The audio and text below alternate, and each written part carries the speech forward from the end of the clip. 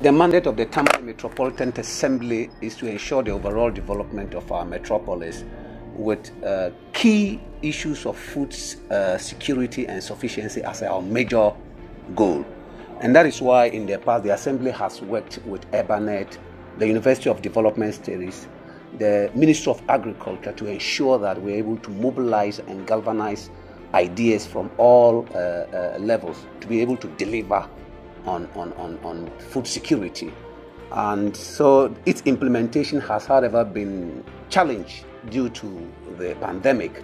All the same, we are focused and we're dealing with these matters and ensuring that there should be sufficient food for our people in the metropolis.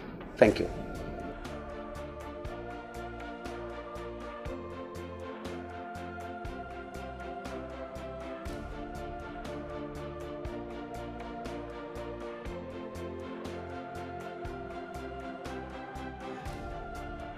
The Assembly has a mandate to ensure overall development of the metropolis. And by so doing, I think food security is one of the critical areas that we need to deal with. And so as a result, in the past, the Assembly, together with other stakeholders, and in collaboration with the University for Development Studies and other stakeholders, developed what we call the City Strategic Agenda for Food Security in the metropolis. In fact, the Department of Agriculture is responsible for implementation of agricultural activities within the metropolis. So, beyond the production of this strategic document, they were supposed to implement it. However, with the COVID-19, the implementation was somehow challenged because there were a number of policy directives that were given the country to restrict the movement and also public gatherings. So as a result, it was difficult for the field officers to go to the farmers and engage them. However, we needed to also regroup again to ensure that the impact of the COVID-19 does not have a toll on the food security sustainability in the metropolis. So given this understanding, we brought back stakeholders to engage and adopt new strategies to be able to reach out to these farmers.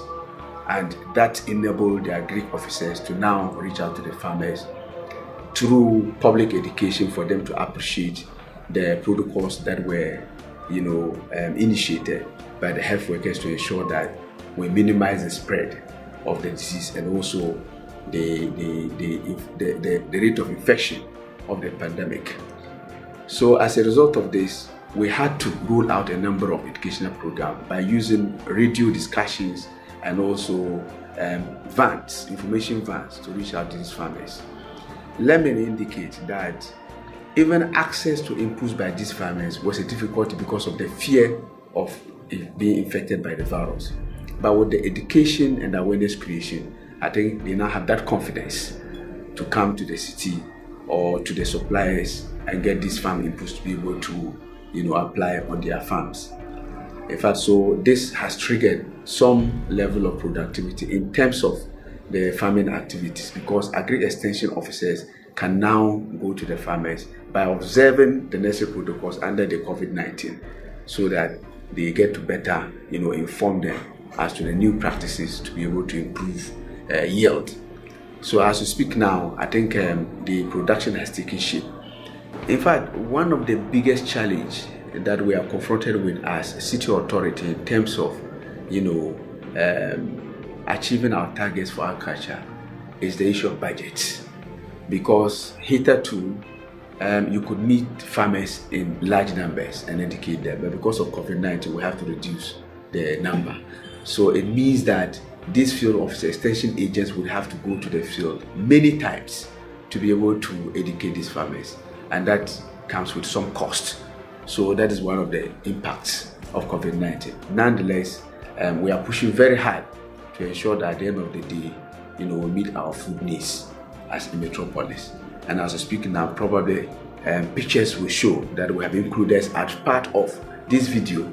You can see the green nature of the food crops, and so it is